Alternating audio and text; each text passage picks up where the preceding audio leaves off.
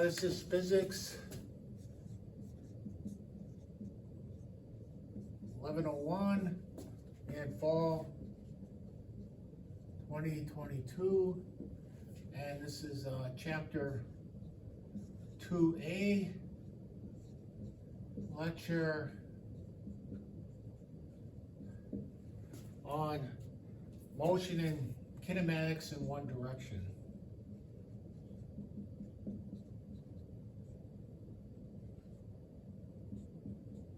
One dimension. So we're only going to be looking in the x direction. So that's minus plus x, or plus or minus y direction. So we're going to be doing one or the other. Now in this case, we can either have no acceleration or acceleration.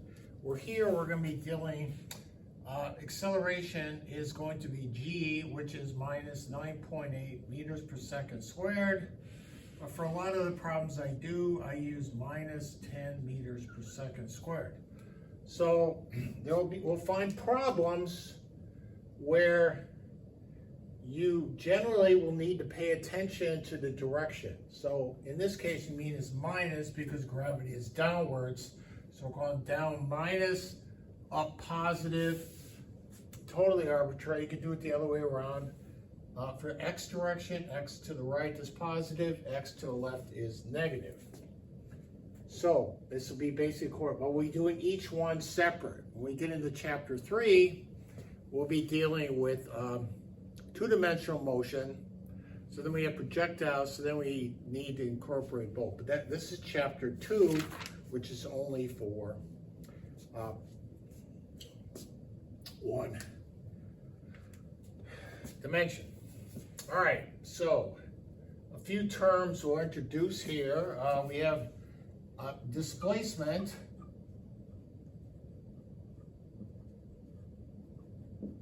We have velocity. And we have acceleration.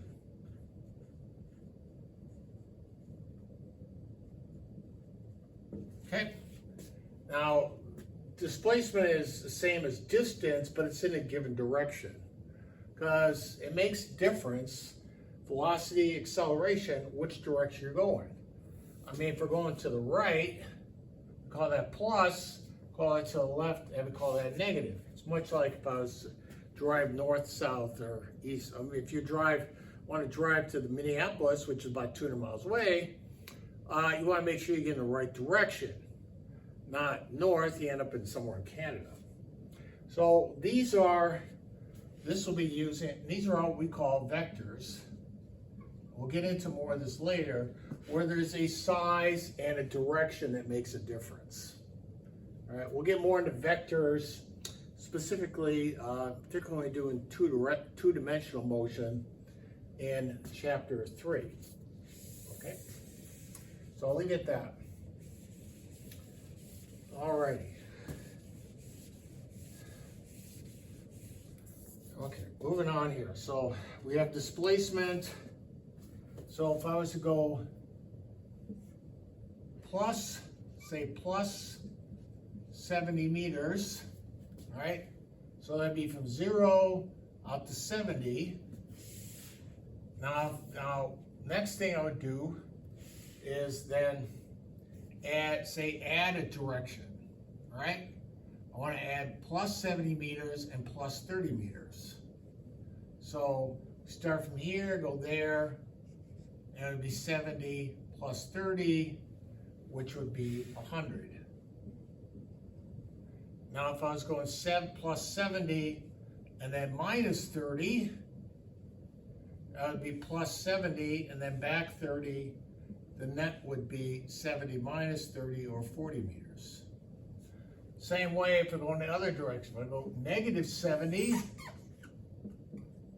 that would be from this point to the left. All right? So this is what we call displacement. Now, while we make this move from here to say here, which is 100 meters, and we call this x, delta x, and it takes us a certain amount of time, say time is 10 seconds, just to make it simple. Takes us 10 seconds to get from here to here. What we call our average velocity, so V for velocity average, all right, will be the change of displacement over change of time, which would be 100 over 10 seconds, which would be 10 meters per second. All right, we start here at t equals 0 seconds. We end up here at t equals 10 seconds. Doesn't say how we get there. I mean, we could go really fast and then slow down, or we could go slow and speed up. That has nothing to do with this. The average velocity is just the time it takes for you to get from one point to the other point, period. It's like driving to Minneapolis, you drive down south, you average, say, 60 miles an hour. Well, at some point you're stopped, some point you're going really fast, right? But your average speed may be 60 miles per hour. So that's what we call average velocity, all right? So just change the time, change the distance, displacement will change the time. Now, on the other hand, there are cases where we have instantaneous velocity, like the velocity on a speedometer, right? So in this case, the velocity or speed sometime will be this velocity at a given moment. And this will get into, this is sort of the basis of calculus to a large extent, all right? So in our previous example, we start from 0, 100 meters, and we end up at here at 10 seconds. All right? Our average velocity is actually, if this is change in x, this is change in time, our average velocity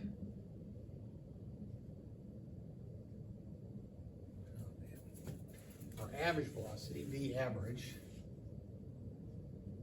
is just a slope, which is change in x over change in time. So in this case, that'd be 10 meters per second. Now, we could get there in a different way. We could go something like, well, so this is a simple case of that.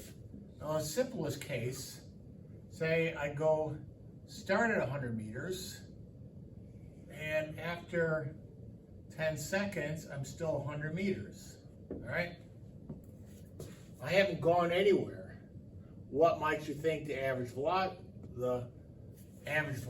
be? Well, I haven't gone anywhere. My average velocity should be 0, which is the slope of this line.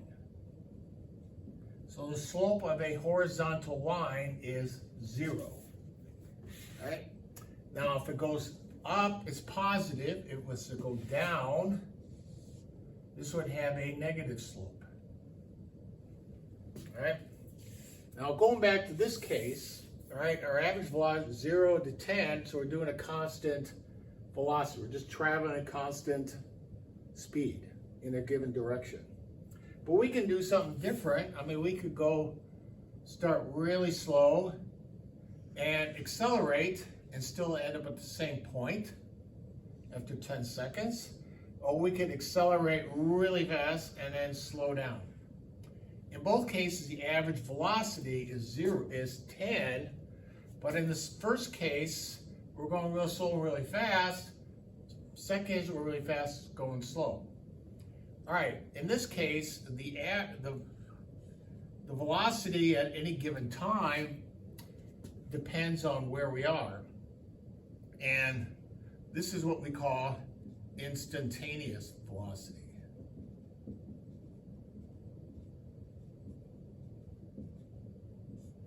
All right, so, and the way this works is we take the tangent to the line. Take the slope of the tangent. And so from here it goes really, really flat, and then it becomes very, very, very vertical at a very, if we look at slope, rise over run, if we're going up very steep over a short time, this will be a high velocity. This will be a low velocity. Our average velocity is the same, but we're going much differently this way. All right, we can have other questions related to this. As far as instantaneous velocity, we have some problems we'll see later on, but an example of this might be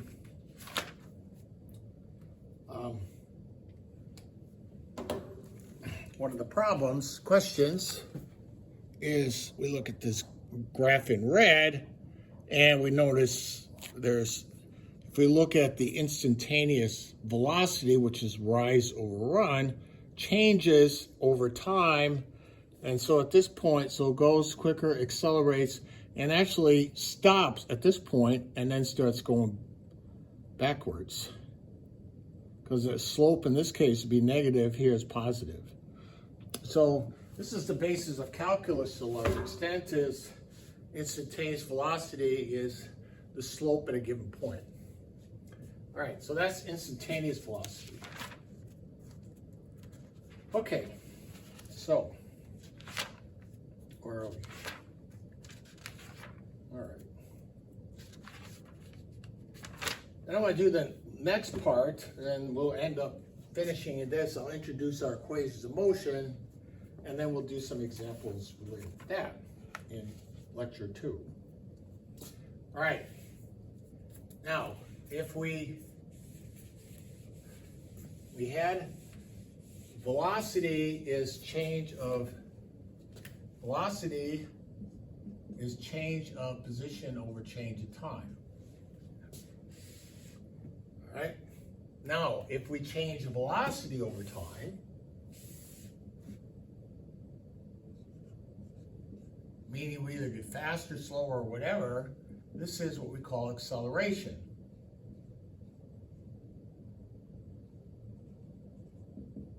And these are in units of meters per second. These are in units of seconds. So this is meters per second squared. All right.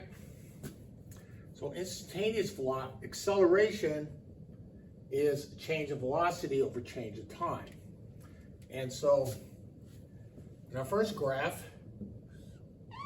we had x and t, and the slope is the velocity. If we have a graph of velocity over time, then the slope is the acceleration. So be careful what you're graphing when you are taking the slope, position versus time, velocity versus time, because in this case, you're going to have, depending on the problem, it can be different. All right, now we'll be looking at some of this when we do problems for the labs, particularly I think lab 2, which deals with motion, and lab 3. And so I'll let that on in a minute, and then we'll look at a couple examples here, and then I'll introduce our equations for x and y. All right, so let's say we have an object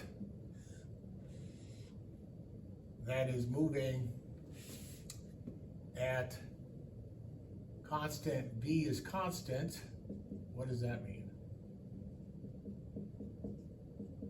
That means the slope of position versus time is constant. That would mean it's the same. This would be, the slope would be constant, would be v. Now if I was to then plot, based on that, what is the velocity over time? Well, if it's constant, it's going to be the slope. If v is constant, then the slope of delta v over delta t is going to be 0. So this had a slope of 0. Right? Because the slope of this is the acceleration. The slope of this is the velocity. Now,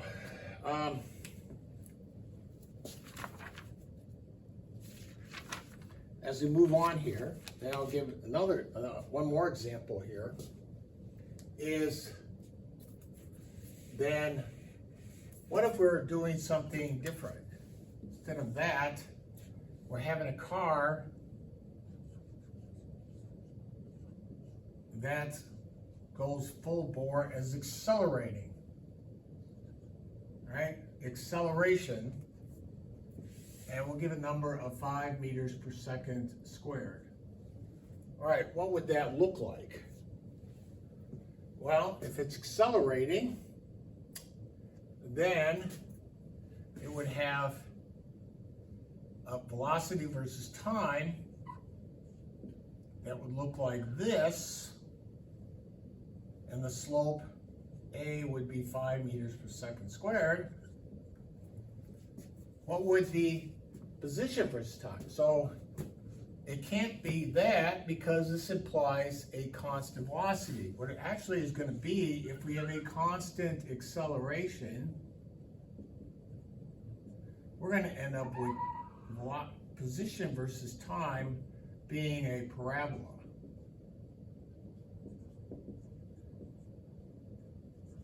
And x will actually be some value of a times the time squared. This is actually a parabola, right, which goes as a quadratic. So if we have a constant acceleration, the velocity will be not constant, slope will be constant, and the position versus time. As we can see, as we take the tangent, the velocity gets steeper and steeper and steeper, which is exactly what we see here. So this would be that of a car accelerating 5 meters per second squared. We also have the same case of free fall, where A is G, or minus 10 meters per second squared, for free fall. All right? So that's the first part there. And so we have velocity versus the position versus time, velocity versus time. We're not going to get into acceleration versus time, because that's going to be a constant, or 0. All right? So these are our introductions here. Be careful with that, what kind of graphs you see here, because these are big mistakes we make. All right? So, moving on here then, I'm going to just now introduce my equations, and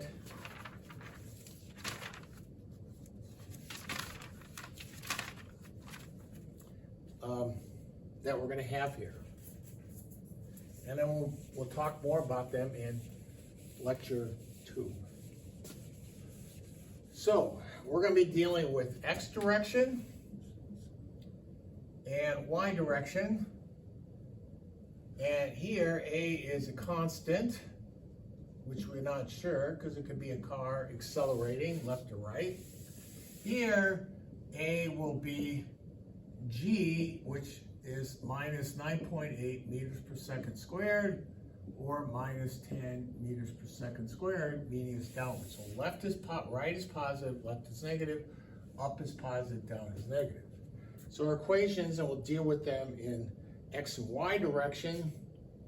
So we're going to have V is V naught plus AT, where this is the initial velocity. X is x naught, where that's the initial position. Many times we'll accept that to be 0. Initial position. This can be, if you're starting from rest, initial velocity is 0. Plus V naught t plus 1/2 AT squared. So here's our parabola we just talked about. If initial position is 0, initial velocity is 0, then this becomes 1/2 apt squared, which is a simple parabola. And our third one is v squared is v naught squared plus 2a times x minus x naught, or delta x. So for many cases, we're going to have x naught is 0.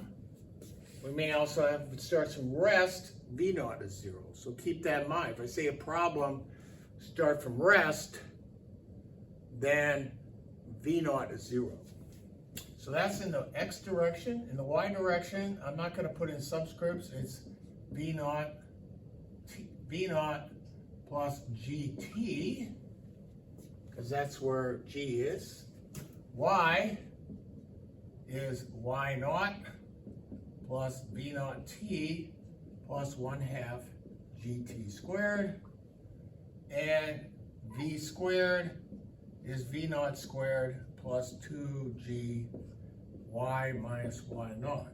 Now these are not the same, so if I'm dealing with here in this case, I probably should put a subscript. This is y, these are all y position, y velocity, and y speed, y velocity, x velocity.